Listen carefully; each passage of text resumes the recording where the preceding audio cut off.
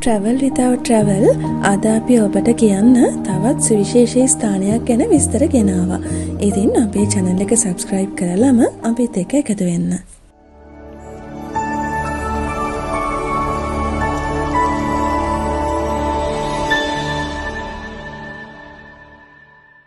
ගල්කිස්ස මහා හෝටලය කියන්නේ මොකක්ද කියලා මේ වෙනකොට නොදන්න කෙනෙක් නොමැති තරම්.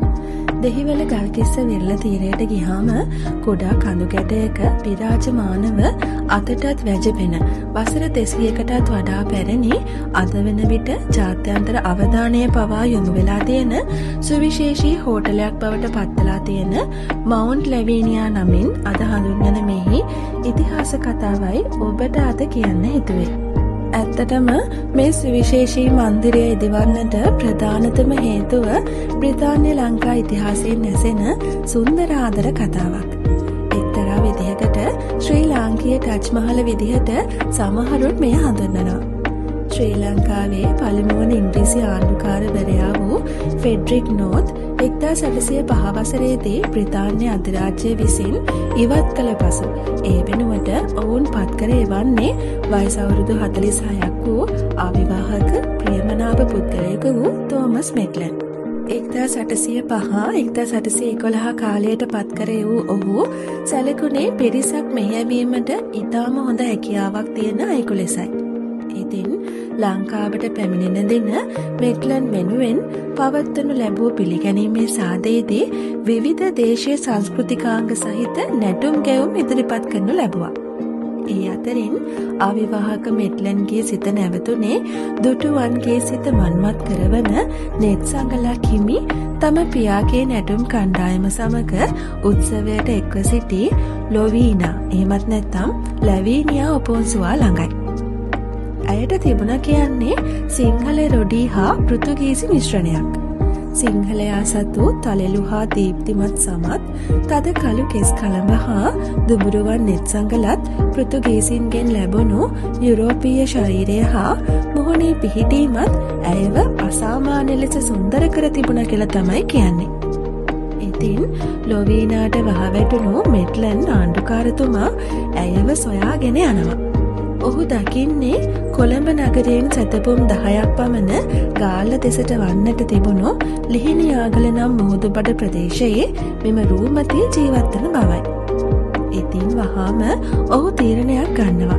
ඔහුගේ නිලමැදුර එම ස්ථානයේ පිහිටි ගල් පොත්ත මත ඉදිකිරීමට. ඉතින් මේ මැදුර ඉදිවන කාලයේදී මෙට්ලන් ලොවීනා මුණ ගැසී ඇයගේ සිත දිනා ගැනීමට සමත් වෙනවා.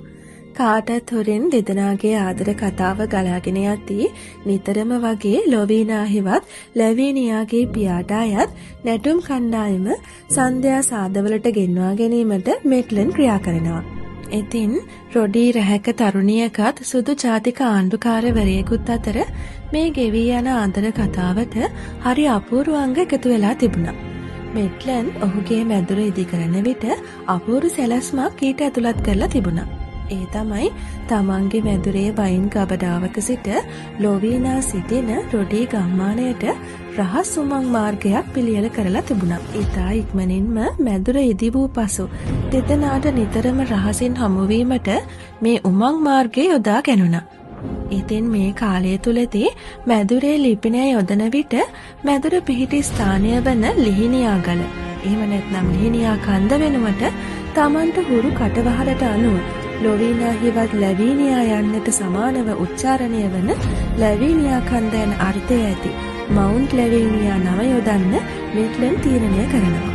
ඉතින් කාලයකට පසු මේ ආන්තර සම්බන්ධය ගැන බ්‍රිතාන්‍යයේ වගකිය යුතු නිලධාරීන්ගේ අවධානය යොමු වෙනවා. උඩරට අල්ලා ගැනීම සඳහා තමන් යැවූ ආණ්ඩුකාරවරයා ඒ කාරණාව පසෙක තබා ප්‍රාදේශීය රොඩී ස්ත්‍රියක් සමග පෙමින් වැලීම ඔවුන් කිසි ලෙසකින් අනුමත කළේ නැහැ. සාමාන්‍ය මාරුවීමක්සේ පෙනෙන පරිදි ඔවුන් මෙට්ලන්ව මෝල්ටාවට මාරු කරනවා. මේ පණිවිඩය දැනගත්තම මෙට්ලන් අතිශය කලන්සල්ලට පත්වෙනවා. ඉතින් 1811දී ඔහු ශ්‍රී ලංකාවෙන් පිට වෙන්නේ ලොවීනාට තමන් කිසිම දිනක විවාහ නොවන බවට පොරොන්දු වෙමින්. ඒ පොරොන්දුව අකුරටම ඉටු කළ ඔහු 63 වියේදී 1824 දී මිය යනතුරුම අවිවාහකව සිට තිබෙනවා. ඉතින් සිය පෙම්වතා අහිමි වුණු ශෝකයෙන් ලොවීනා සිය දිවි නසාගත් බව ජනප්‍රවාදයේ සඳහන් වෙනවා. ශ්‍රීමත් තෝමස් මේට්ලන්ගෙන් පසු රොබර්ට් බ්‍රවුන්රික්, එඩ්වඩ් පැජට් හා එඩ්වඩ් බාන්ස් යන ආණ්ඩුකාරවරු මෙම මන්දිරය සිය නිල නිවස හැටියට භාවිතයට අරන් තිබුණා. පසු කාලීනව මෙම මන්දිරය ශ්‍රී ලංකාවේ ඉහළම හෝටලයක් වන ගල්කිස්ස මහා හෝටලය බවට පත්වන අතර රොඩී ගම්මානය ගල්කිස්ස නගරය බවට පරිවර්තනය වෙනවා. ගල්කිස්ස ලෙස සිංහල නාමයක් ලැබුණත් ඒ කාලයේ සිට භාවිතා කළ මවුන්ට් ලැවීනියා නාමය අදටත් පවතිනවා. 1920 පමණ වන විට මේට්ලන්ගේ රහස් උමන් මාර්ගය වසා දැමීම සිදුවන අතර අද වන විට උමගේ කොනක තිබූ වයින් ගබඩාව හෝටලයේ ප්‍රධාන මුළුතැන්ගේ හැටියට භාවිතා වෙනවා කියලා තමයි කියන්නේ. මේට්ලන් රැස්වීම් පැවැත්වූ කාමරය අදටත් හෝටලයේ කාර්ය මණ්ඩලය විසින් ආරක්ෂා කරගෙන තිබෙනවා. අද ගාල දෙසට යන ද්විත්ව දුම්රිය මාර්ගයේ දිවෙන්නේ මේ උමග කොටස් දෙකකට වෙන් කරගෙනයි. ඉතින් මේ හෝටලේ සහිත මැදුර දෙවන ලෝක යුද්ධය කාලයේදී රෝහලක් ලෙසත් භාවිතයටගෙන තිබෙනවා.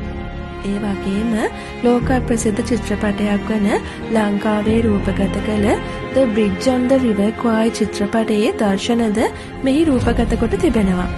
ඉතින් මේ මේට්ලන් ලොවීනා එහෙමත් නැත්නම් ලැවීනියාගේ ප්‍රේම කතාවෙන් ජනප්‍රවාදයට එකතු වූ තවත් සුවිශේෂී කතාවක් තිබෙනවා. ඒ කාලයේදී උඩුකයට වස්ත්‍ර ඇඳීම තහනම්ව සිටි අඩු කුලේ ජනතාවට ඒ තහනම ඉවත් කර දුන්නේ ලොවීනාගේ ඉල්ලීමක් පිට මේට්ලන් ආණ්ඩුකාරතුමා විසින් බව සඳහන් වෙනවා.